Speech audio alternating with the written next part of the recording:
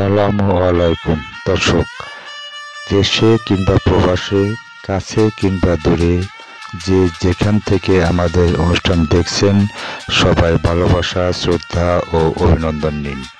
সঙ্গে আছি উপস্থাপনায় রেজাউল করিম, পরিচালনায় রাসেল সরকার, ভিডিও সম্পাদনায় রাজীব সরকার, তত্ত্বাবধানে আছেন আব্দুল মমিন, সার্বিক তত্ত্বাবধানে আছেন মাসুদুজ্জামান। RS টিভির সঙ্গে থাকার জন্য ধন্যবাদ সবাইকে।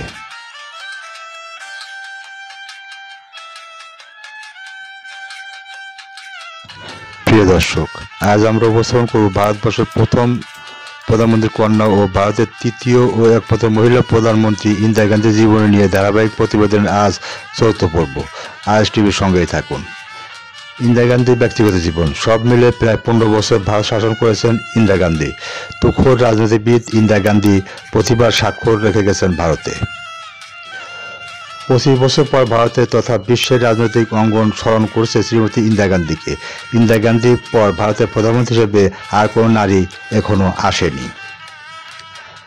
ভারতের প্রধানমন্ত্রী পদে ইন্দিরা সবুজ বিপ্লব, পাকিস্তানের বিরুদ্ধে ও বাংলাদেশের পক্ষে যুদ্ধ জয়লাভ, অভ্যন্তরীণ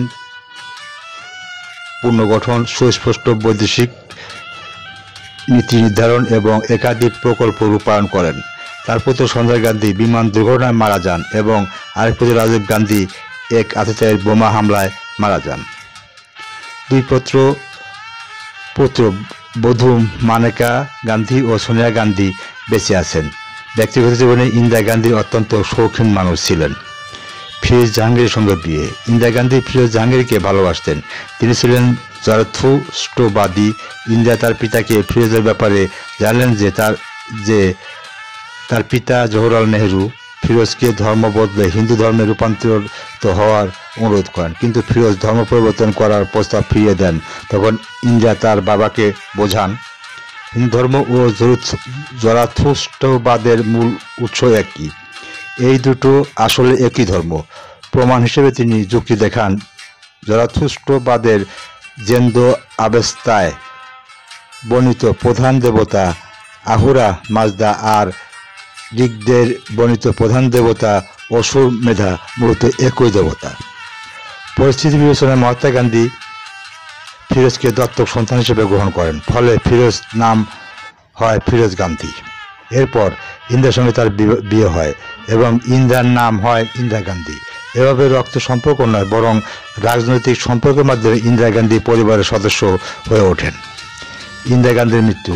1984 সালে জুন মাসে ইন্দিরা গান্ধীর আদেশে শিখদের পবিত্র ধর্মশালা স্বর্ণ মন্দিরে ভারতীয় সেনা হানা দেয়। তার খেসারত ইন্দিরা গান্ধী দেন সেই বছর 31শে অক্টোবর। ইন্দিরা গান্ধীর নিজের দেহরক্ষীরাই তার জীবন প্রদীপ নিভিয়ে দেয়। এতে ইন্দিরা গান্ধী নিহত হন। তার মৃত্যুর পর তার দেহরক্ষী অর্থাৎ তার খুনিরা নিজে থেকেই আত্মসমর্পণ করে। ইন্দিরা গান্ধীর হত্যা।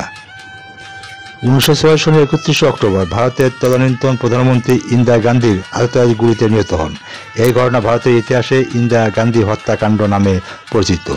শ্রীমতী গান্ধী দুই শিখ দেহরক্ষী সতবস্ত্র সিং ও বীরন্ত সিং অপারেশন ব্লু স্টার চলাকালীন স্বর্ণমন্দিরের নামে পরিচালিত শিখদের সর্বোচ্চ তীর্থ হরমন্দিরে সাহিবের সেনা অভিযানে প্রতিশোধকল্পে ইন্দিরা গান্ধীকে হত্যা করে।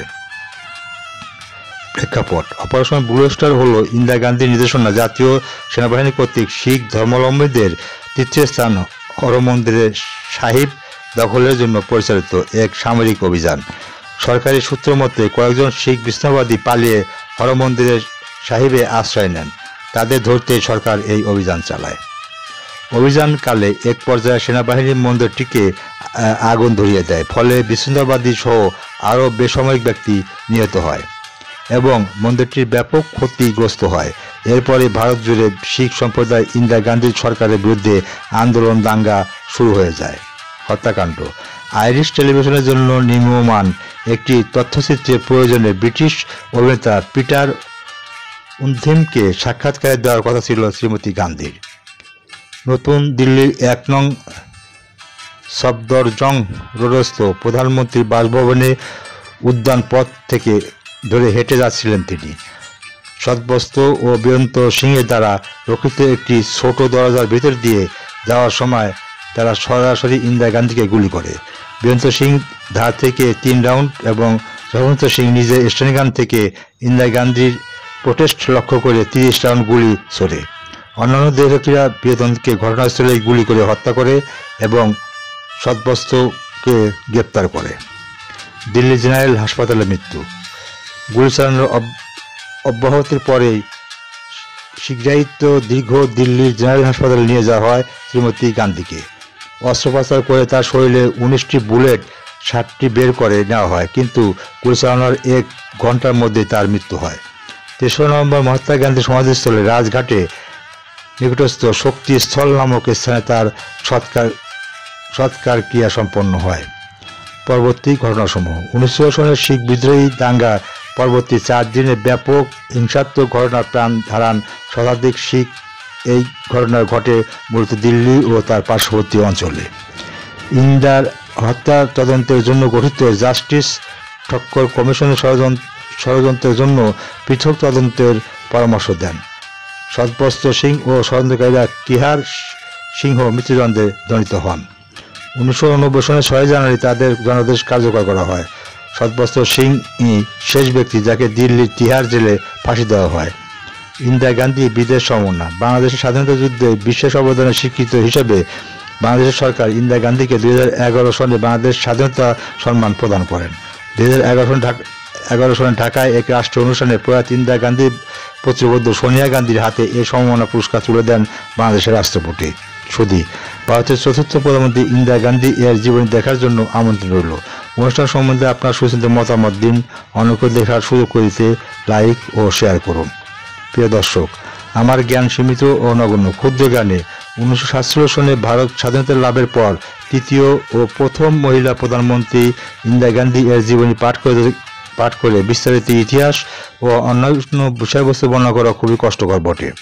আমি দার্শনিক বা ইতিহাসবিদ নই। আমি ভারতের 3য় প্রধানমন্ত্রী ইন্দিরা গান্ধী এর জীবনী পাঠ করে যতটুকু বুঝতে পেরেছি তা থেকে কিছু তথ্য আপনাদের সামনে তুলে ধরার চেষ্টা করেছি। কাউকে ছোট অথবা বড় করে দেখা আমার উদ্দেশ্য নয়। ইতিহাসের পা থেকে তথ্য নিয়ে যদি মানব কল্যাণে কিঞ্চিত উপকার আসে সেই প্রত্যাশায়। আমার লেখাতে যদি আমি তথ্যগত কোনো ভুল করে থাকি তবে নিজ গুণে ক্ষমা করে দিবেন। ভুল করে ধরে দিলে আমি অবশ্যই শুধরে নেওয়ার চেষ্টা করব, ইনশাল্লাহ। ধন্যবাদ ও কৃতজ্ঞতা জানাই উইকিপিডিয়াকে। সবার কাছে দোয়া ও ক্ষমা প্রার্থনা করছি। আজ বিদায় নিচ্ছি। দেখা হবে নতুন কোনো অনুষ্ঠান তথ্য নিয়ে। ততক্ষণ ভালো থাকুন, সুস্থ ও নেবে থাকুন। আল্লাহ হাফেজ।